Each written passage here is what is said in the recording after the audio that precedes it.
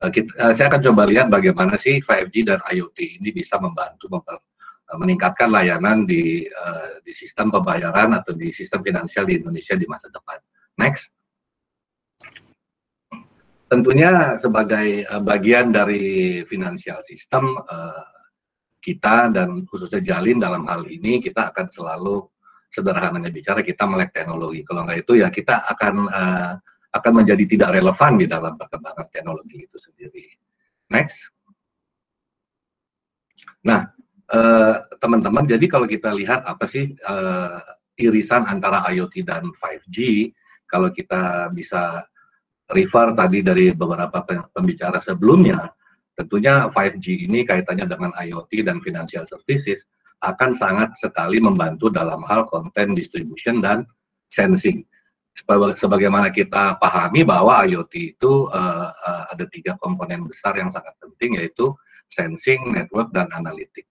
Nah, kaitannya apa dengan konten distribution dan content getting yang bisa didapat dengan jumlah besar dan dalam waktu yang cepat. Para service provider bisa memberikan apa yang namanya ancillary service dari kegiatan pokok yang dilakukan oleh para pelanggannya.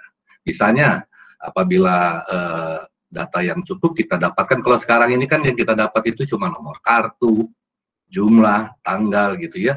Jadi artinya dengan keterbatas yang ada menjadi challenge untuk financial services memberikan layanan yang lebih baik. Namun demikian, apabila medianya itu menjadi lebih komprehensif dan kita bisa tahu situasi si nasabah, jadi yang akan bisa kita berikan layanan itu bukan hanya sekedar spending behavior, mungkin mobility behavior, ya kan Bapak Ibu. Jadi mobility dalam pengertian kalau dia misalnya naik beberapa moda angkutan, jadi diharapkan memang servis-servis yang berbasis IoT ini benar-benar akan sangat tertolong dengan adanya 5G ini. Next. Nah, kalau kita lihat dalam konteks ini saya tidak ingin sedang memperbandingkan industri mana yang akan lebih diuntungkan, industri mana yang akan less diuntungkan, tidak. Konteks saya menyampaikan ini adalah bagaimana kolaborasi antar industri ini. Jadi misalnya Bapak Ibu, saya kebetulan dari financial services gitu. Bagaimana financial services ini berkolaborasi dengan industri manufacture dengan 5G. Sebagai contoh sederhana, hari gini COVID gitu ya, kita ambil aja sederhana, layanan bank itu ATM lah. Kita sudah mulai ngeri-ngeri sedap ya, mau pencet-pencet PIN gitu kan. Jadi untuk convince nasabahnya, akhirnya banknya mengumumkan, ATM saya steril. ATM-nya dilapin terus, supaya nasabahnya masih mau datang. Nah, masalahnya mau keluar dari rumah juga challenge. Ya kan? Jadi kedepannya mungkin ATM kita misalnya, atau mesin setor uang, nggak butuh dipencet-pencet tuh keyboardnya. Ya kan? Bisa pakai keyboard virtual atau pakai QR, bahkan kalau untuk 5G, saya yakin retina pun bisa menjadi alat otorisasi. Bagaimana sekarang kolaborasi antara financial services misalnya dengan public transportation. Kita udah ketahui bersama bank-bank besar di Indonesia membangun sendiri infrastruktur pembayarannya sampai ujung-ujung pintu tol. Ini hanya salah satu contoh saja. Dan itu tidak murah, Bapak. Sementara tadi kita dengar Pak Ismail, dari 20% itu kalau disuruh dijalanin oleh pelaku usaha, nggak cuan dia, sehingga pemerintah turun tangan tuh Bang Lanto. Nah ini juga sebenarnya ada pesan sponsor dari dunia financial services, ya kan? Kalau semuanya harus dia bangun sendiri, ibaratnya kalau saya punya bisnis ke Bandung, saya bikin jalan sendiri, saya aspal sendiri gitu kan, saya mau ada bisnis misalnya ke Semarang, saya ngaspal sendiri, itulah sekarang keadaan di dunia finansial. Ya kan, Bank A bikin jaringan EDC sendiri, Bank B bikin jaringan EDC sendiri. Lama-lama dalam skala tertentu, nggak masuk kalkulator komersialnya.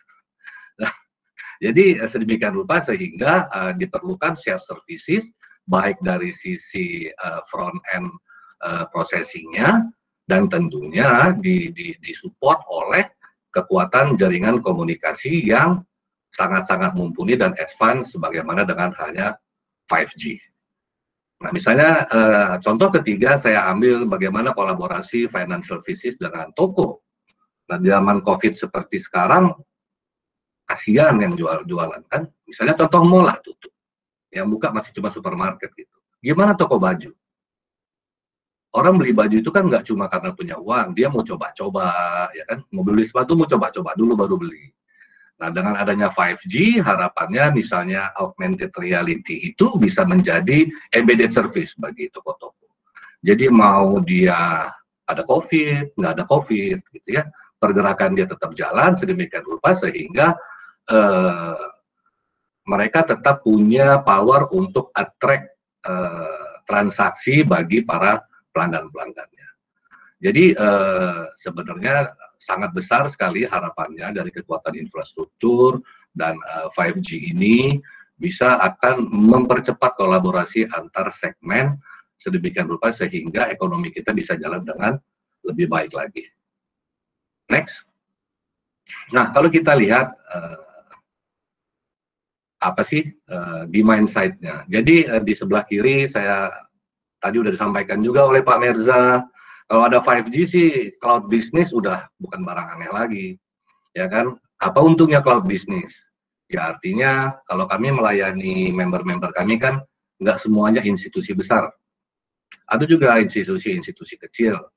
Institusi-institusi kecil itu kalau dipaksa harus bangun sendiri, apa-apa sendiri kan tentunya compare tadi kembali dengan kalkulasi komersialnya itu menjadi memberatkan, minimal kurang efisien.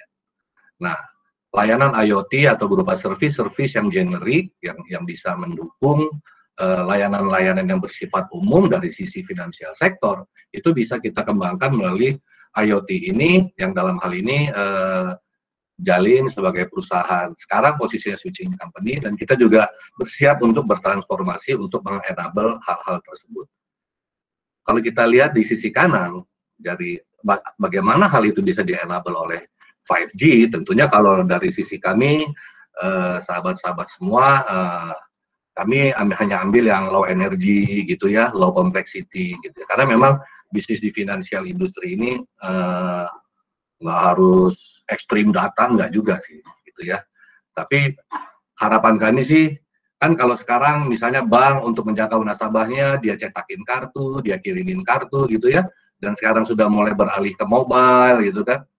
Ya harapan kita dengan adanya 5G ya baterai HP-nya jangan terlalu cepat habis lah sehingga dia memberikan kesempatan dia untuk bertransaksi karena datanya semakin ringan dan cara dia melakukan kontaknya juga nasabah akan menjadi lebih banyak opsi.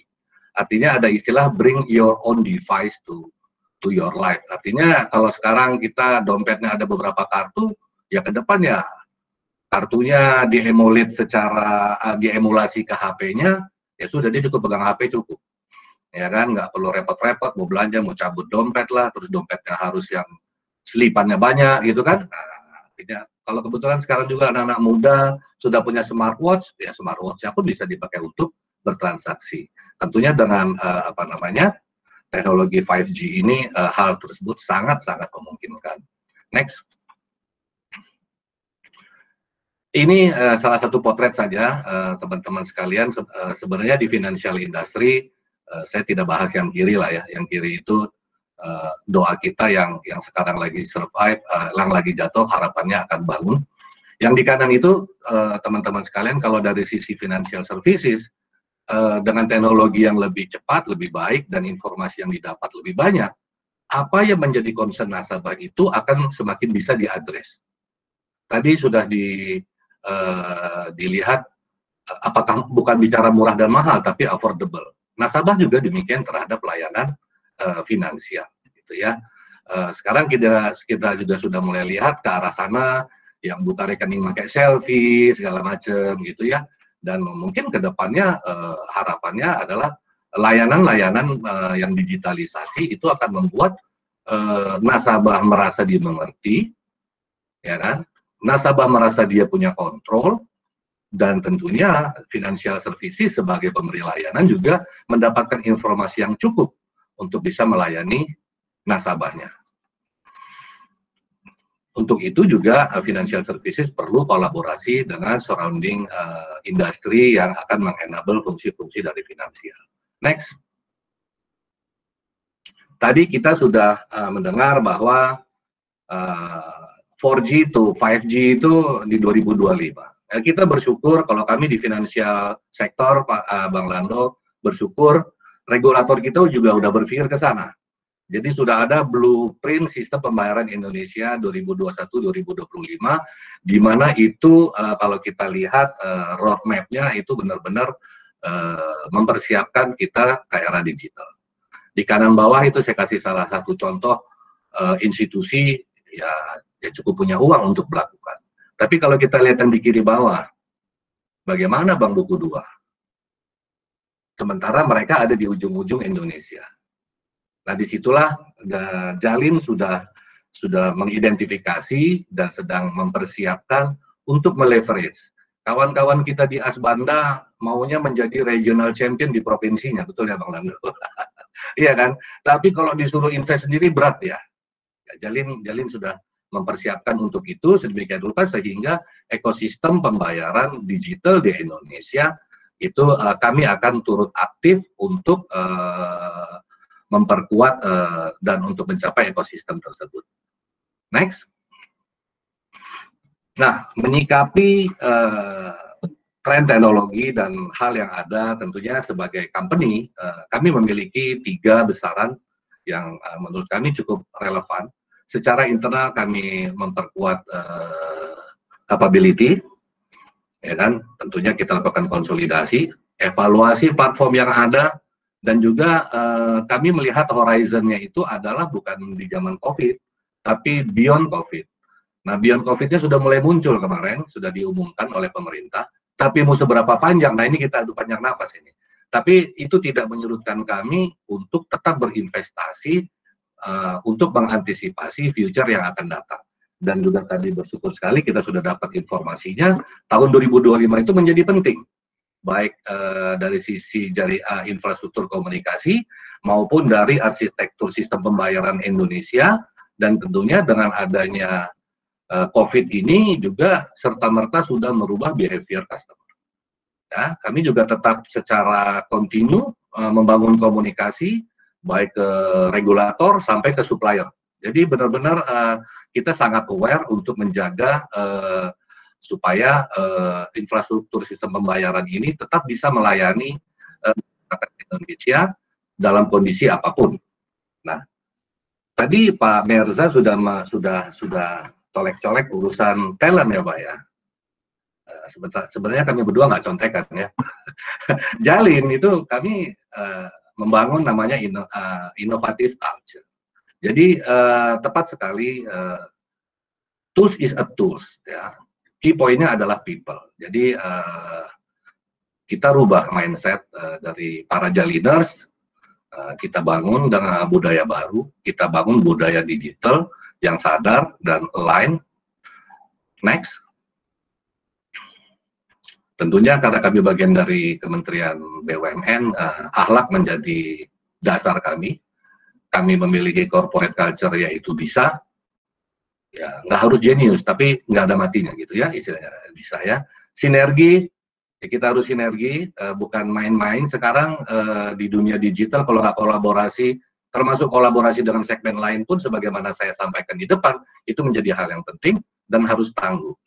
Tangguh ini ya tantangannya sudah berubah-berubah. Jadi kami menjalankan dengan 3 komitmen untuk terus survive di era COVID ini dan terus berinovasi untuk melalui fase-fase setelahnya menyambut digitalisasi. Bagi kami adalah employee well-being dan safety itu nomor 1. Yang kedua tentunya layanan kepada member yang ada dan member yang future. COVID itu tidak menjadi alasan ya, dan company business sustainability. Next.